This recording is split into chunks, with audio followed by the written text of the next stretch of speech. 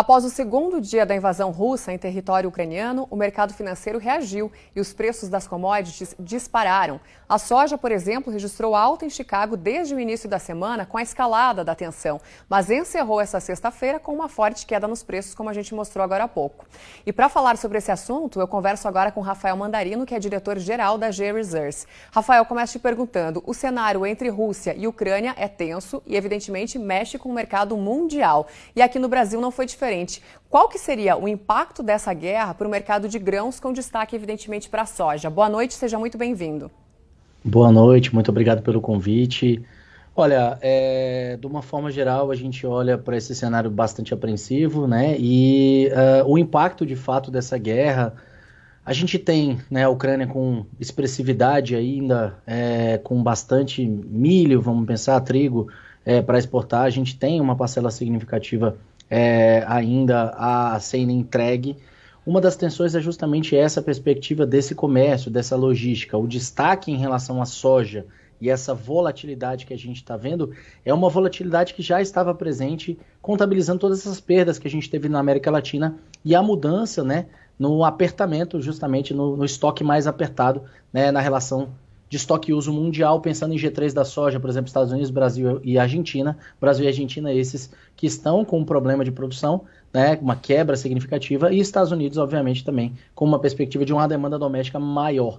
A guerra, ela traz volatilidade, ela traz, obviamente, incerteza, e ela traz também uma ideia dessa precificação cada vez mais oscilando para cima e para baixo. Então, a gente vai ter um cenário de fundamentos ainda bastante fortes, né, principalmente pensando aí nesse avanço, né, da metade para o final da nossa colheita aqui pelo Brasil e na Argentina ainda, que tem bastante a sofrer calor e problemas com chuva ainda, né, e a gente olha para essa guerra, né, que vai trazer sim esse tempero a mais, que já vinha com bastante volatilidade por conta dos fundamentos, mas agora com a confirmação dos dados e ainda uma instabilidade em relação a esse fluxo de cargas, né, todo esse problema vai continuar impactando, trazendo também elevação de preço de petróleo, o complexo da soja, né, também sendo pressionado na perspectiva dos óleos.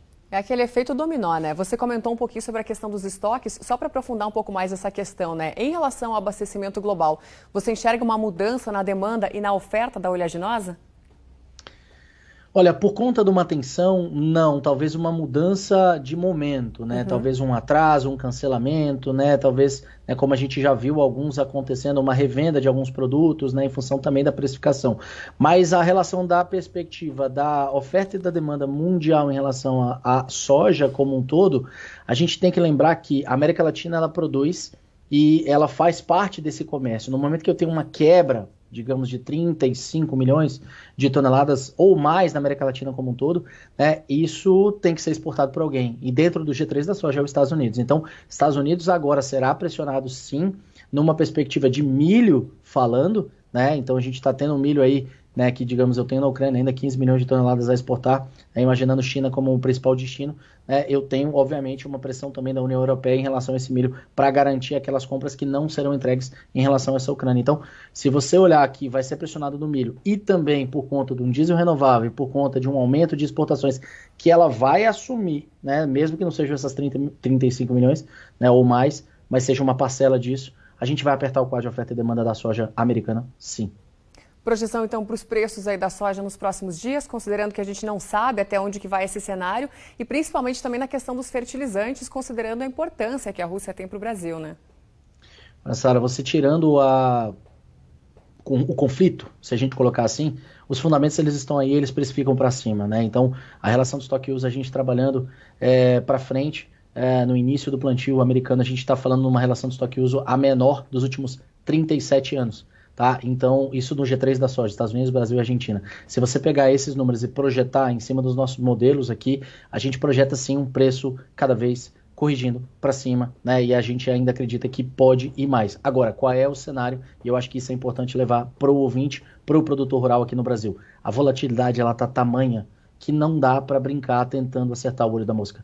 A gente tem que fazer uma gestão de risco correta principalmente esse ano e principalmente diante de um conflito como esse. Como você mesmo ponderou, em relação aos fertilizantes, a gente estava conversando agora, né, aqui na AgriSource Brasil com algumas indústrias, e as indústrias elas estão preocupadas sim, principalmente pensando no curto prazo. No longo prazo, elas estão esperançosas de que haja uma solução e de que até setembro, vamos dizer até o início da nossa nova temporada, a gente tenha condições de estar atendendo esses pedidos e não falte realmente, mas óbvio, em patamares superiores e uma relação de troca pior, né? Esperamos que, obviamente, a soja e o milho reajam, né? Na próxima semana vai ser encurtada para o Brasil, mas vai estar acontecendo ativamente no globo e a gente consiga uma relação de troca melhor para o nosso produtor rural.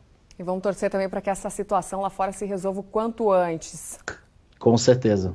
Rafael Mandarino, da AgResource Brasil, muito obrigada pela sua participação aqui e até mais. Obrigado, bom final de semana, bom carnaval a todos. Obrigada para você também.